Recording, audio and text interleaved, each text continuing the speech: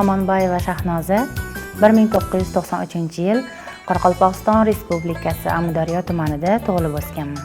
Maktabni tugatgach, Toshkent pedagogika kollejiga topshirganman. Imtihonlarni a'lo baholarga topshirib, 3 yil davomida shu kollejda bilim va ko'nikmalarimni oshirganman. 2022-yil kollejni tugatib, Toshkent shahar Chilonzor tumani 536 davlat maktabgacha ta'lim tashkilotiga ishga qabul qilinganman.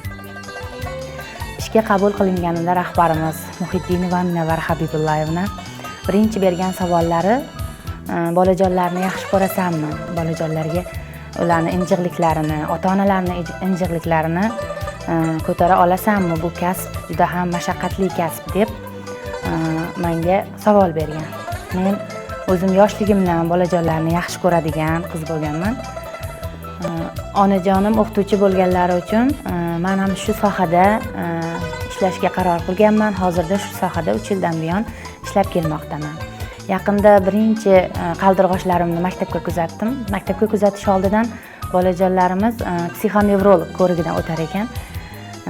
Psixonevrolog ko'rigiga har bitta bola kirib suhbatlashganida bolalarim kirib ketgan paytida bolalarimni xuddi bir imtihonga kirgandek kuzatganman.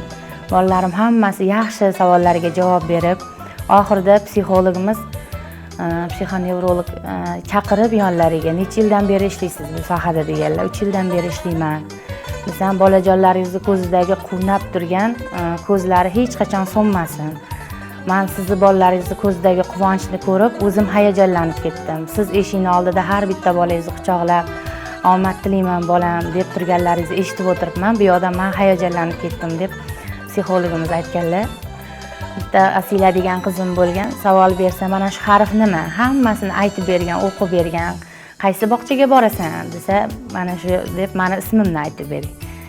Keyin ota-onasi telefon qilib, yig'lab, ming rahmat sizga. Sizday bog'chapasini qo'lida qizim tarbiya topgandan juda ham xursandman deb rahmatlarini aytgan.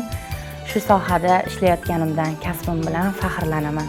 Muhtaram prezidentimiz Shavkat Miromonovich Mirziyoyev maktabgacha ta'lim sohasiga ko'plab e'tibor qaratmoqdalar va yangi qarorlar qabul qilyaptilar.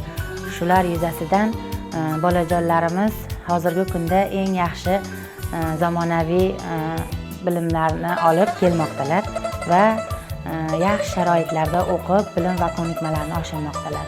Shu bois prezidentimizga 536-maktabgacha ta'lim muassasasi xodimlari tomonidan o'z minnatdorchiligimizni bildiramiz va rahmat aytamiz.